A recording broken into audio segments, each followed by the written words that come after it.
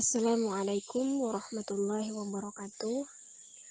Perkenalkan, kami dari kelompok 9 yang akan menjelaskan hukuman takzir. Kelompok 9 terdiri dari saya sendiri, Erma Karlina, ada Bella Aulia Lestari dengan Muhammad Radihan. Jadi yang pertama saya akan menjelaskan apa itu hukuman takzir.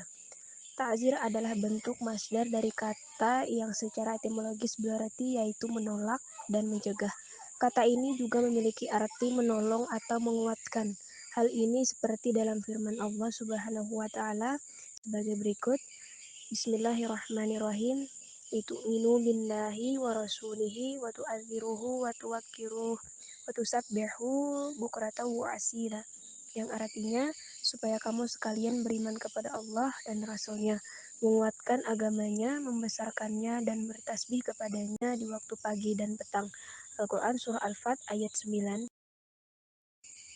Jadi hukuman ta'zir adalah hukuman yang ditetapkan oleh penguasa atau hakim terhadap berbagai bentuk maksiat, baik itu melanggar hak Allah maupun hak hamba yang bersifat merugikan atau mengganggu kemaslahatan masyarakat umum.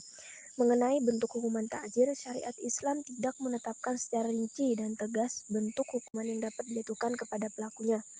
Dasar hukum disyariatkannya ta'zir terdapat dalam beberapa hadis Nabi dan tindakan sahabat. Dari Bas bin Hakim dari ayahnya dari kakeknya bahwasanya Nabi Shallallahu Alaihi Wasallam menahan seseorang karena disangka melakukan kejahatan. Hadis riwayat Abu Dawud, At-Tirmizi, An-Nasai dan Baihaqi, disahihkan oleh Hakim.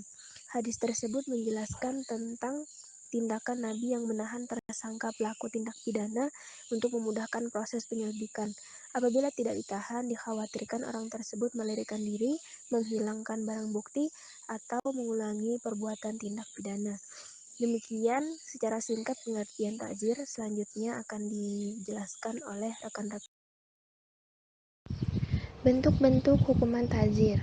Hukumannya berupa hukuman mati, hukuman jilid, hukuman penjara atau kurungan seumur hidup, hukuman pengasingan atau deportasi, hukuman penyaliban, hukuman pengucilan, hukuman peringatan atau ancaman, hukuman pencemaran, hukuman terhadap harta, kafarat, dan sanksi-sanksi yang lain. Itulah bentuk-bentuk hukuman takzir yang bentuk dan ancaman hukumannya ditentukan oleh penguasa atau hakim sebagai pelajaran kepada pelakunya. Kapan berlakunya hukum takzir?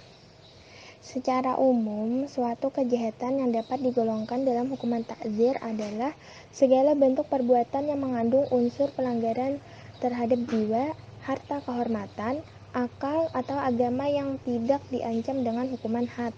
Tindakan-tindakan tersebut mencakup semua kejahatan, baik meninggalkan kewajiban keagamaan maupun keduniawian, ataupun melakukan perbuatan yang diharamkan dan dilarang secara syara demi kemaslahatan umum atau khusus.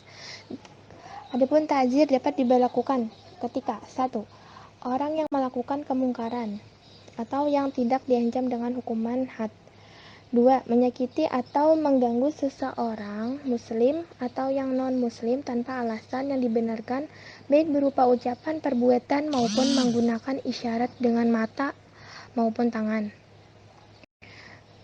Kemudian adapun sumber utama rujukan hakim dan dalam menetapkan suatu kejahatan adalah syariat, bukan akal dan kecenderungan pribadi.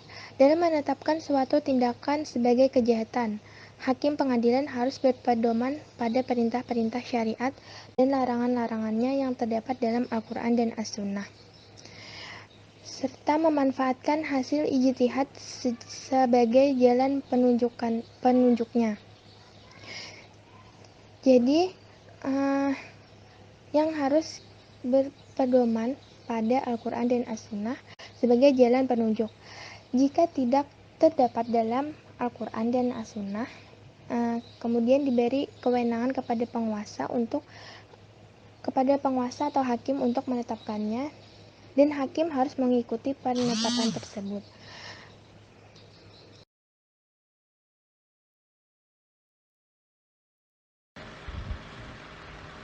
Abdul Qadir Aku udah membagi hukuman ta'zir kepada 3 bagian, yaitu 1. Hukuman ta'zir atas perbuatan maksiat. Hukuman ta'zir atas perbuatan maksiatnya tidak dikarenakan hukuman had, dan tidak pula kifarat, baik perbuatan maksiat itu menyinggung hak Allah, hak masyarakat, atau menyinggung hak adami atau individu. 2. Hukuman takzir dalam rangka mewujudkan kemaslahatan umum. Sifat yang dijadikan alasan atau ilat untuk menetapkan hukuman takzir adalah adanya unsur merugikan kepentingan atau ketertiban umum. Agar unsur tersebut terpenuhi, maka ada 2 hal yang harus terpenuhi, yaitu ia telah melakukan perbuatan yang mengganggu kepentingan dalam ketertiban umum, dan ia berada dalam kondisi yang mengganggu kepentingan dan ketertiban umum. Ketiga, hukuman ta'zir atas perbuatan pelanggaran mukhalafah, larangan-larangan syara'. Yang disebut jarimah itu dapat berupa pelanggaran terhadap hal-hal yang dilarang, misalnya melanggar larangan zina, minuman keras, dan dapat juga berupa meninggalkan hal-hal yang diperintahkan, misalnya mengabaikan kewajiban zakat. Perbuatan-perbuatan yang jika dikerjakan atau ditinggalkan dipandang sebagai jarimah ialah perbuatan yang mempunyai akibat merugikan perseorangan atau masyarakat dalam akidah, harta benda, harga diri, ketentraman jiwa, dan sebagainya, yang berhak memperoleh perlindungan. Pun mekanisme penerapan hukuman ta'zir menurut para ulama, menurut Profesor Dr. Alyasa Abu Bakar tentang keterlibatan negara dalam aspek fikih dalam hal penentuan hukuman ta'zir melalui siasah syariah. Misalnya, siasah syariah digunakan untuk menunjuk aturan dalam fikih yang pelaksananya perlu melibatkan negara karena berkaitan dengan kepentingan masyarakat luas. Jadi pembahasan tentang pencurian, misalnya ketika uraiannya berkaitan dengan halal atau haram, maka fikih yang akan membahasnya secara relatif menonjol. Tetapi ketika pembahasannya berkaitan dengan pencuri, bagaimana yang dapat ia jatuhi hukuman potongan tangan, dan bagaimana cara melaksanakannya. Pencuri bagaimana yang jauh perlu dijatuhi hukuman takzir atau jadi bukan hukuman had, dan lebih dari itu pencuri bagaimana yang tidak dapat dihukum. Maka pembahasannya akan ditemukan lebih banyak di dalam siasah syariah daripada dalam fikih. Akibat lanjutnya, karena relatif selalu terhubung dengan kebijakan para penguasa, maka norma yang dianggap sebagai siasah syariah ini menjadi relatif longgar dalam tata cara penentuan dan perubahannya, atau menjadi lebih bahkan sangat dinamis sekiranya dibandingkan dengan perubahan norma pada aspek yang dibahas dan dijelaskan oleh fikih. Aspek fikih yang tetap menjadi fikih cenderung kaku, bahkan sangat kaku, yang sampai batas tertentu. Oleh karena itu, banyak ulama terutama pada masa kemunduran dianggap sudah final, dan karena itu tidak akan boleh berubah. Mungkin itu saja yang dapat kami sampaikan. Salah hilaf mohon maaf. Sekian dan terima kasih. Assalamualaikum warahmatullahi wabarakatuh.